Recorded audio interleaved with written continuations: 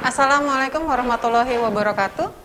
Rekan-rekan Rumah Tata Kelola, selamat bergabung kembali dengan Rumah Tata Kelola dari Tabea Kopi.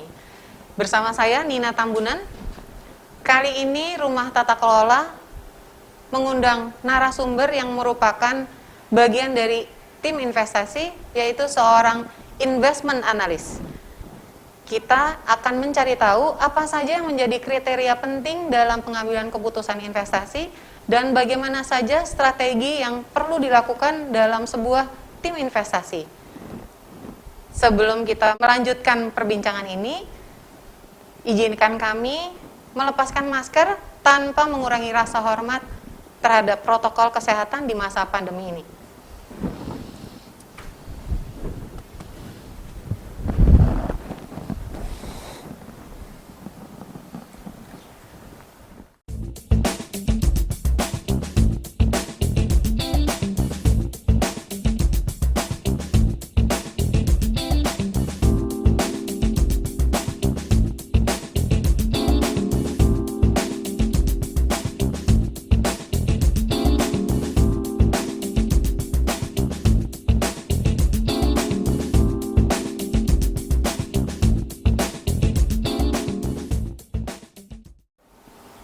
Rekan-rekan Rumah Tata Kelola, tanpa memperpanjang waktu lagi, kita akan segera memperkenalkan narasumber Rumah Tata Kelola kali ini.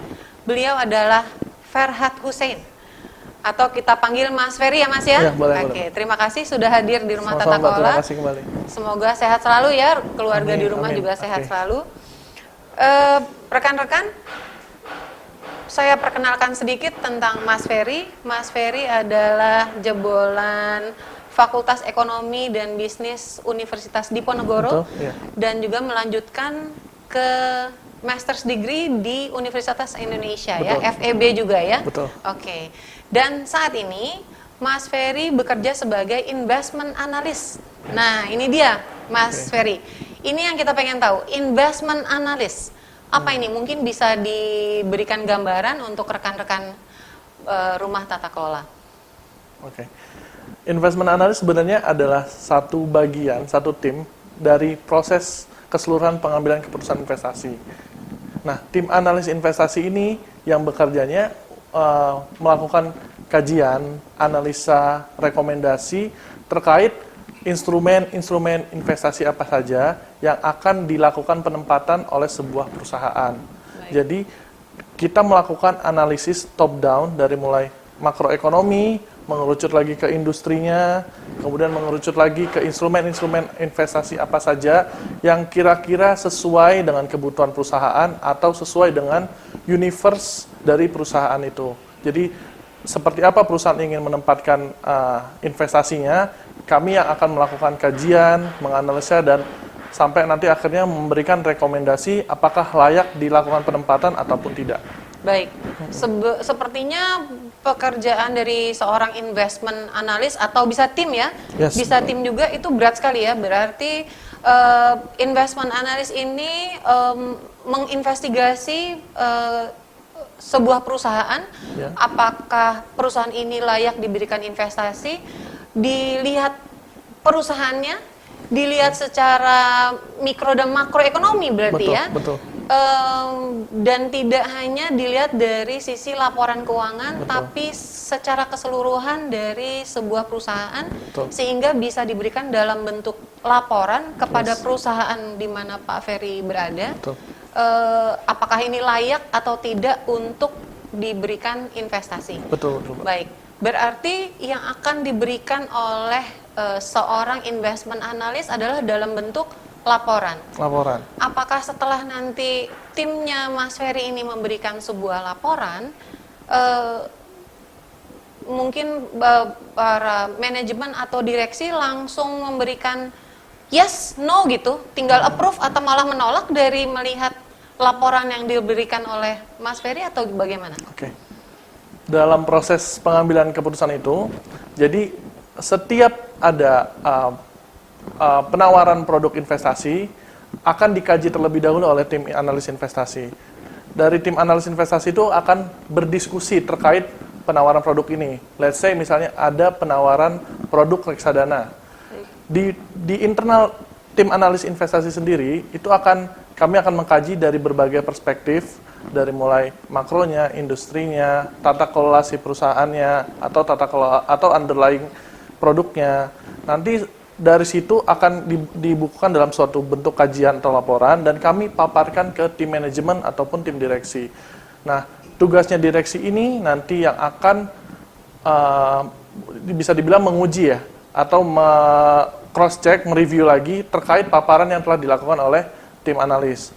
Mulai dari sumber datanya atau sumber analisanya, kemudian validitas datanya, kemudian proses perhitungan data ataupun proses pengambilan, proses analisanya seperti apa. Nah, dari situ akan terjadi debat sehat antara tim direksi atau tim manajemen dengan analis. Jadi, pun misalnya direksi membutuhkan saran atau rekomendasi lebih, bisa melibatkan komite investasi yang ada di perusahaan untuk melakukan review bersamaan dengan tim direksi terkait paparan yang telah dilakukan oleh analis investasi. Gitu. Baik. Berarti dari tim analis memberikan sebuah laporan, tapi bukan dengan mudahnya direksi bisa memberikan yes atau no gitu ya. Itu masih diuji lagi, tim analis memberikan semacam paparan atau presentasi,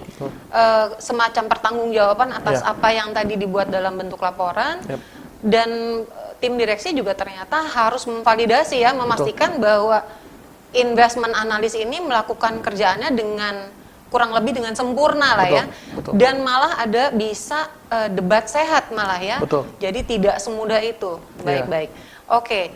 Jadi setelah diambil keputusan bahwa sebuah investasi yang tadi dipropos itu approved gitu. Setelah itu sebenarnya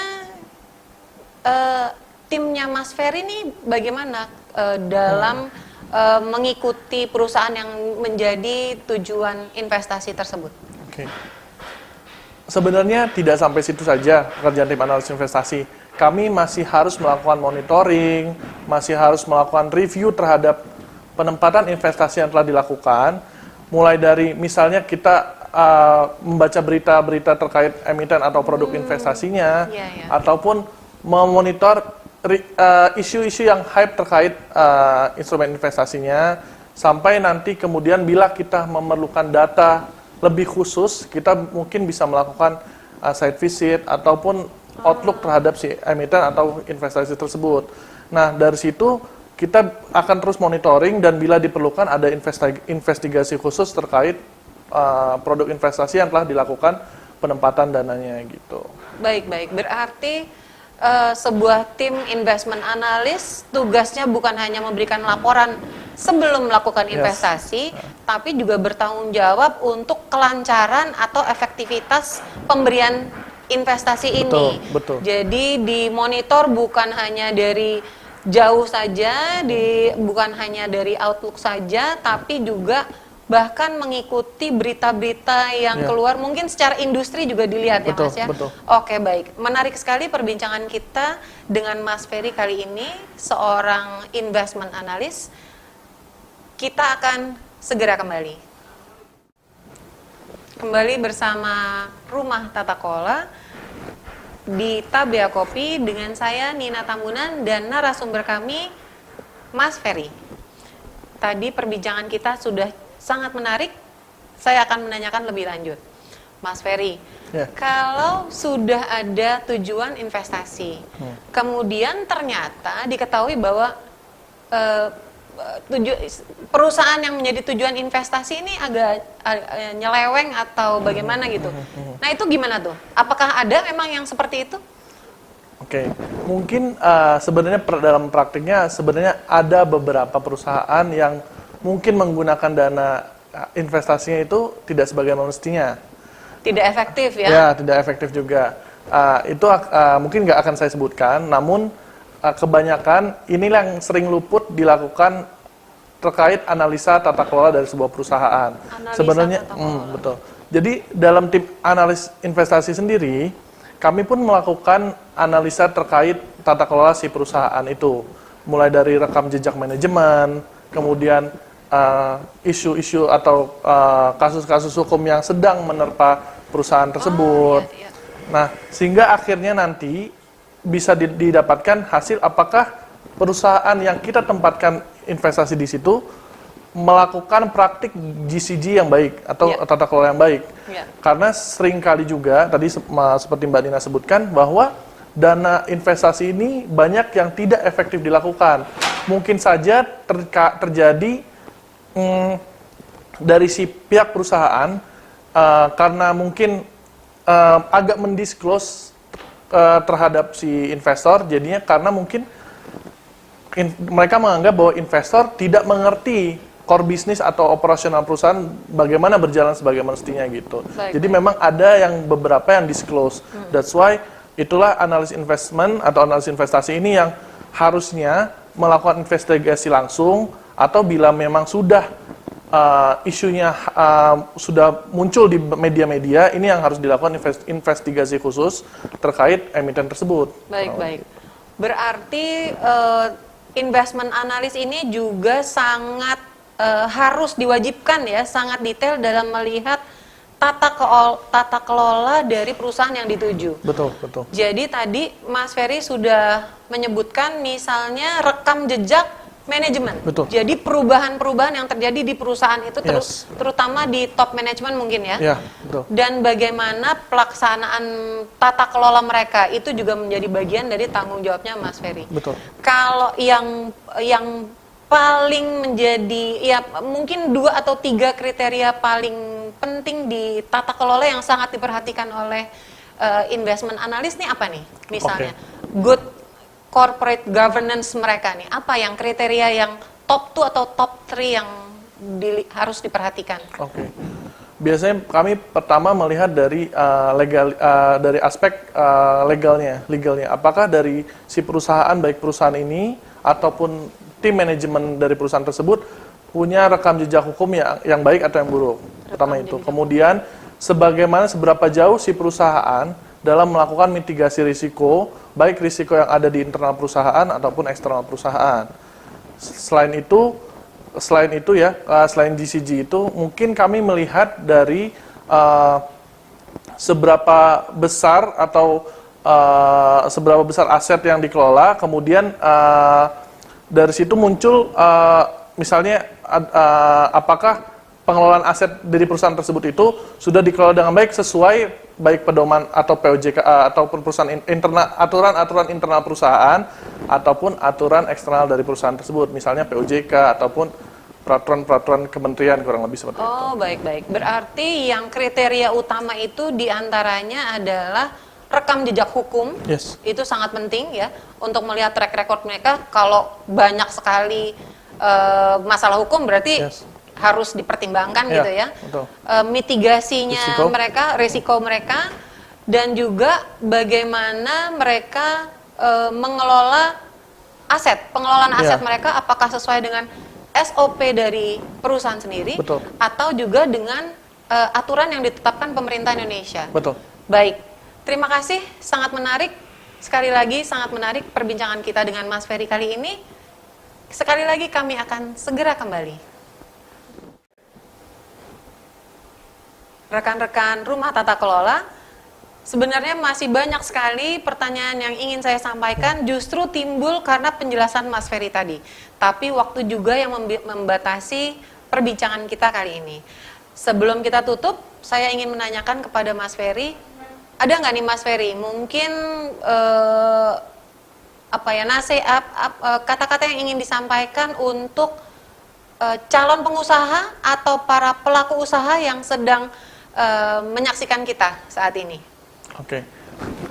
Belakangan ini mungkin isu-isu negatif agak kurang baik ada di industri pasar modal, terutama ya. Mungkin untuk pengusaha-pengusaha yang akan mencari dana tambahan dari pasar modal, itu sebenarnya bukan jadi hambatan, melainkan ini justru tantangan bagi pengusaha untuk melakukan tata kelola yang baik, mitigasi risiko yang utama, Kemudian, jadi nggak hanya melihat dari aspek keuangan saja, melainkan itu justru sebenarnya yang penting adalah tata kelola perusahaan. Gimana perusahaan itu akan dibawa oleh pemilik ataupun manajemen ke arah mana, sehingga investor akan percaya atau menempatkan dananya ke perusahaan tersebut. Mungkin itu Mbak dari saya. Baik, terima kasih.